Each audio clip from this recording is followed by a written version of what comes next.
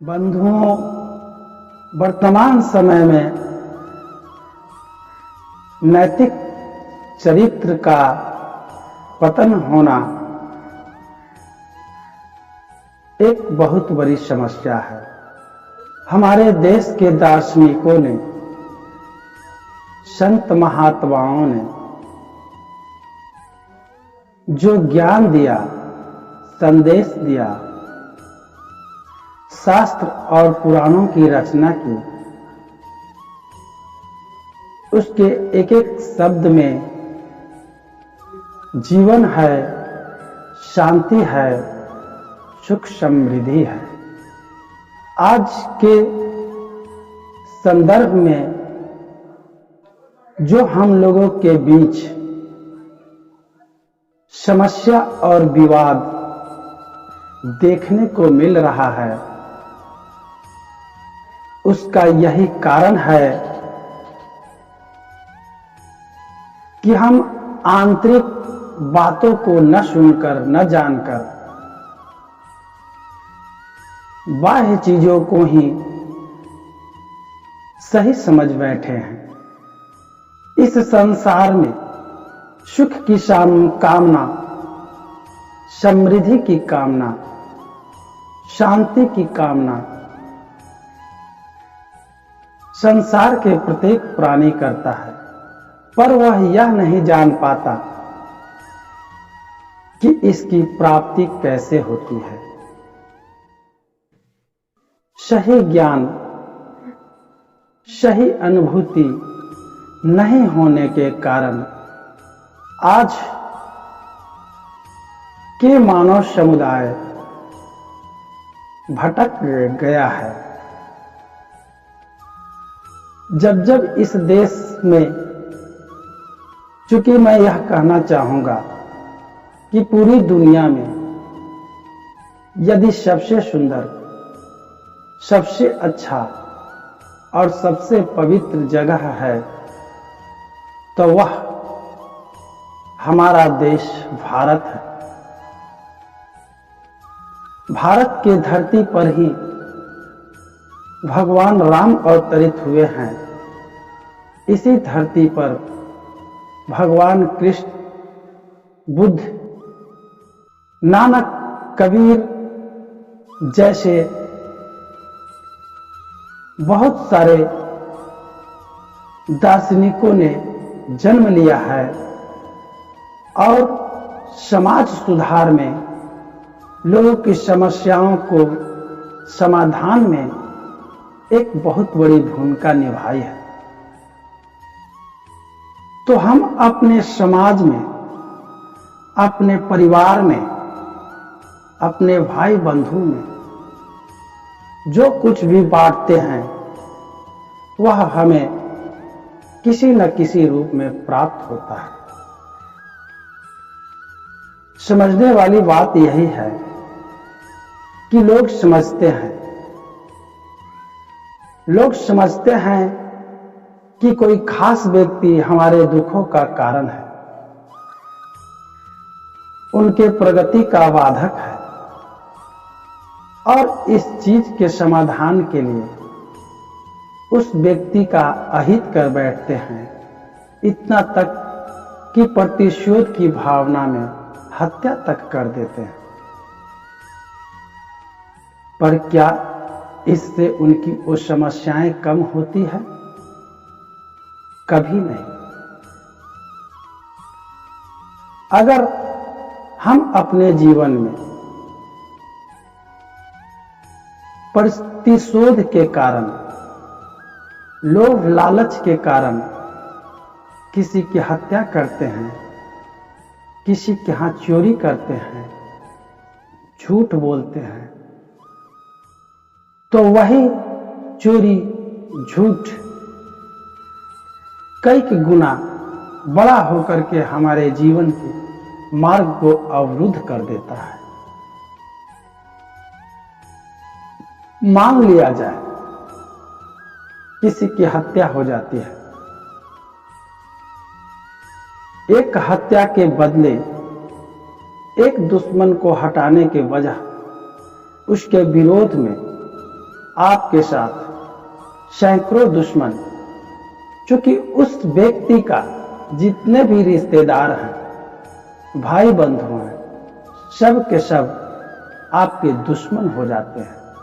समाज के लोग दुश्मन हो जाते हैं और प्रशासन आपको गली गली ढूंढता है। तो मेरा कहने का मतलब यह है कि जो चीज हम अपने समाज को देते हैं, वही चीज हमें किसी न किसी रूप में प्राप्त होता है। तो बंधुओं, अपने जीवन में अगर आपने अच्छाई का दामन थाम लिया, लोगों को भलाई करने का संकल्प ठान लिया, तो मेरा मानना है कि आपके जीवन में जो कुछ भी समस्याएं हैं, वह धीरे धीरे समाप्त होता जाएगा।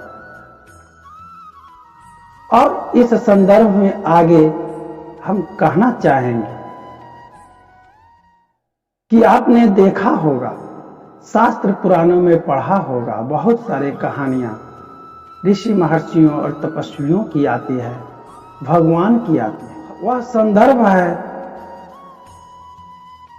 कि किसी ऋषि ने श्राप दे दिया तो उस व्यक्ति को श्राप लग गया, और किसी भगवान ने अपने भक्त से प्रसन्न होकर के उसको आशीर्वाद दे दिया तो उस आशीर्वाद का फल मिल गया।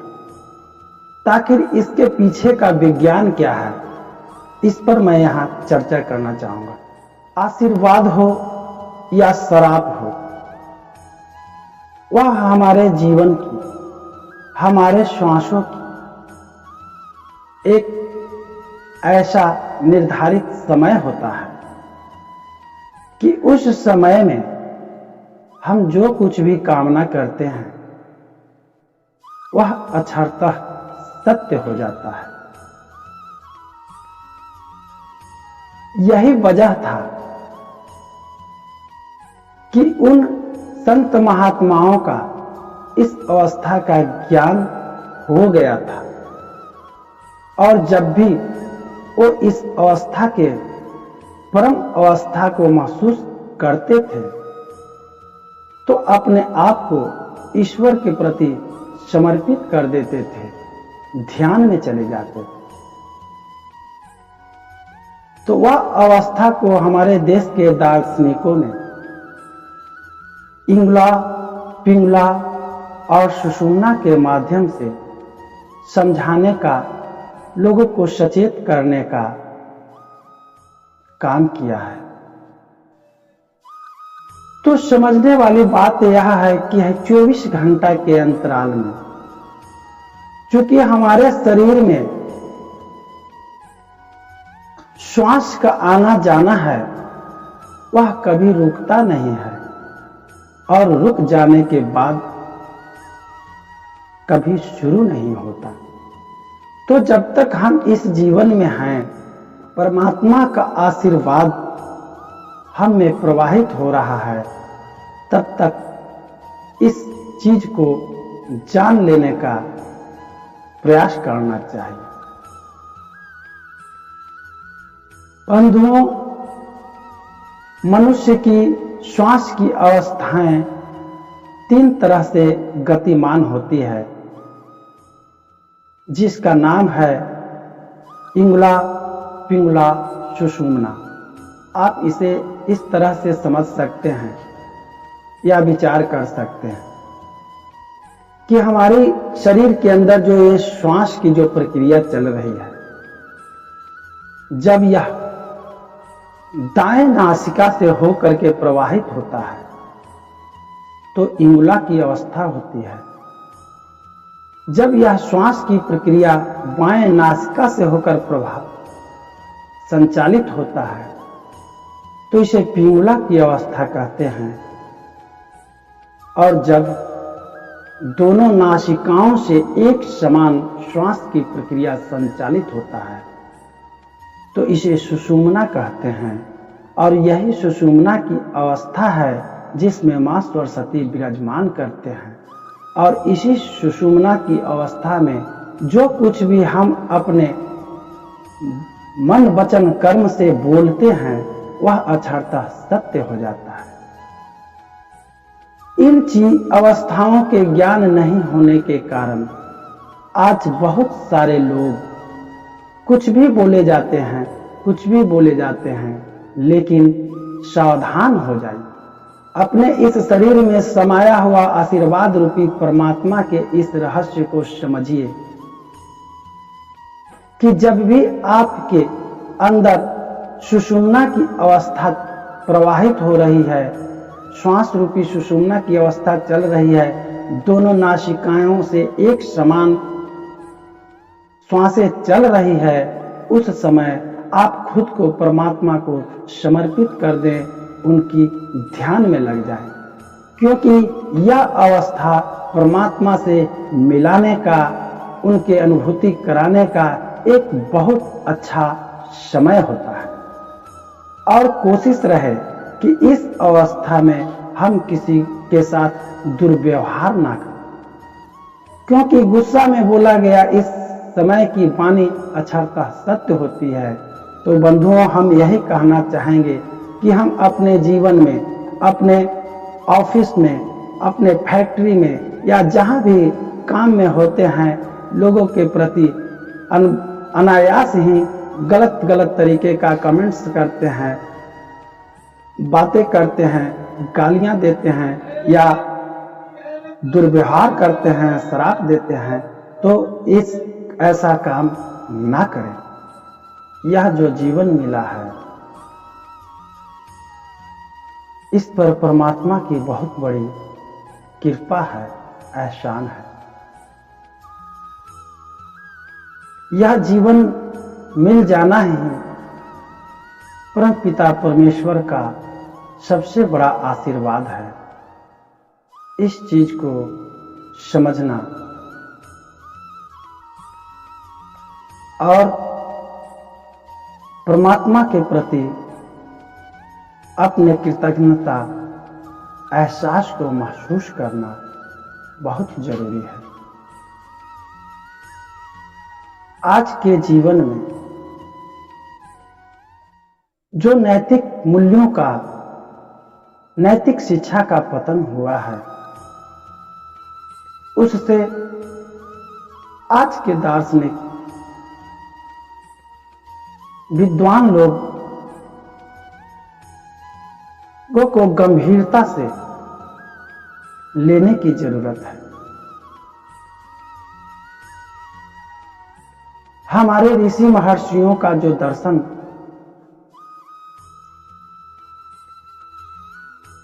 उन दर्शनों का अध्ययन करें,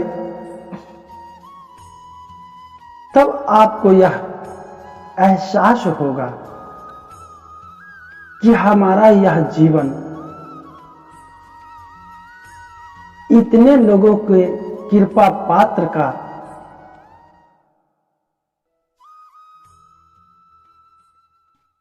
और सहयोग आशीर्वाद के साथ प्राप्त हुआ है, जिसके बारे में जितना भी आभार व्यक्त किया जाए, कृतज्ञता व्यक्त किया जाए, उनके एहसान को माना जाए, वह बहुत ही कम है।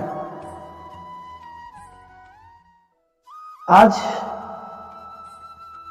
नए साल क्रिश्चियन परंपरा के अनुसार मना रहे हैं, तो इसे इस रूप में लिया जा सकता है, क्योंकि इस धरती का ज्ञात साक्ष्यों के आधार पर सबसे पौराणिक परंपरा और यदि धर्म है तो सत्य सनातन ही है, और सत्य सनातन में ही यह सारा ज्ञान है। इसी में मातृदेवो भवः पितृदेवो भवः कहा गया है, जिसे आज के पश्चिमी सभ्यता के लोग Father's Day, Mother's Day, Teachers' Day के रूप में मनाते आ रहे हैं। तो समझने वाली बात है कि जो सच्चाई है, जो दिखता है, उसी का लोग अनुसरण करते हैं।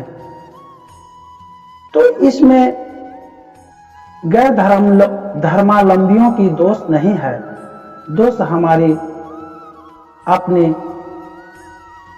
हिंदू धर्म के मानने वाले लोगों की है कि हम अपनी परंपराओं को भूलकर और गैर धार्मिक परंपरा को अपना रहे हैं। तो इस पर विचार करना, मंथन करना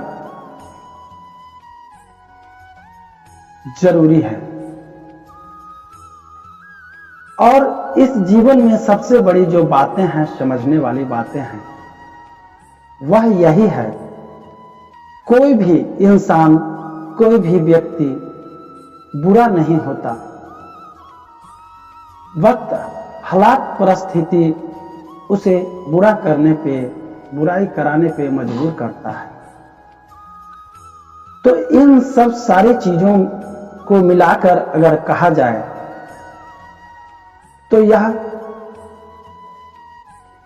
नैतिक शिक्षा का, ज्ञान का हास्य ही माना जाएगा, क्योंकि आज के समय में व्यावसायिक और सिर्फ व्यावसायिक शिक्षा का जाल फैला हुआ है।